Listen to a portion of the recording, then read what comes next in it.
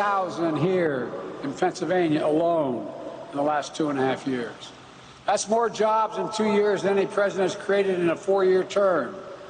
Unemployment is below 4%, the longest stretch of unemployment below 4% in the last 50 years.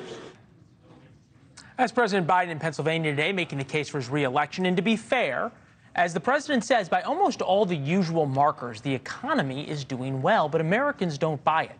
Overall, just 42% of Americans approve of Mr. Biden's job performance. On the economy, that number is 4 points lower, 38%. Only Jimmy Carter faced worse polling numbers at this time in his presidency, and here is why. Real earnings, meaning how much your money buys, are down for the average worker under President Biden. They're down 3.16%. People feel poorer. That's the price we all pay for inflation. George Wills here, senior NewsNation political contributor, Pulitzer Prize-winning columnist. It's good to see you, sir. Thank you. Look, we know what the White House's strategy is to continue to travel, mostly on the East Coast, and tell people, hey, these are all the great things I did with the economy. Can you change the way people feel? It's very hard to do, and there's a lag time as people's feelings catch up with economic improvements such as they are. You're quite right about inflation. The average American worker is a little worse off than he was when the Biden presidency began 29 months ago. But I'll say this on the president's behalf. The wealthier a nation becomes, the more sensitive it becomes to pains real and imagined. The United States rebelled against Britain at a time when the American people were far freer than the British people. Indeed, they were the freest people on the planet. So the American people get irritated by fairly small inconveniences.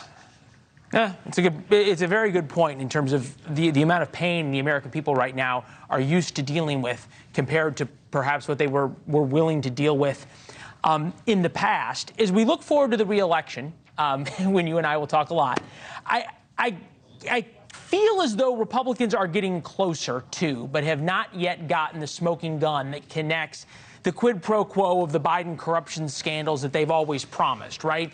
And today, Chuck Grassley of the Senate, Republican, released an FBI document which claims that the chairman of Burisma, which is the Ukrainian energy company that had Hunter Biden on the board, that this chairman once said we had to keep Hunter Biden on the board because his dad was the vice president. Hunter was, quote, as dumb as the CEO's dog, or dumber, but had to be there so that Joe Biden would make everything okay. $10 million, $5 million for Hunter, $5 million for Joe Biden.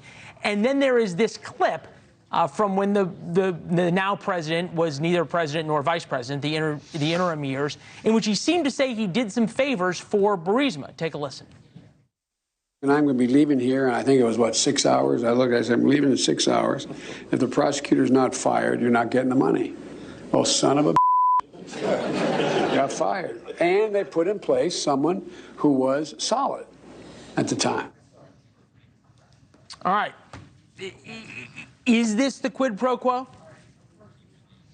We're going to find out, Leland, because Chuck Grassley is on the case. Chuck Grassley is 89 years old. He came to the Senate in 1981. He's in his 8th term. And he likes to present himself as just a farmer from Butler County, Iowa. But A, he's tenacious, and B, he has for many years had a grievance against the FBI. So now that he's got this bone in his jaw, we're going to get to the bottom of this.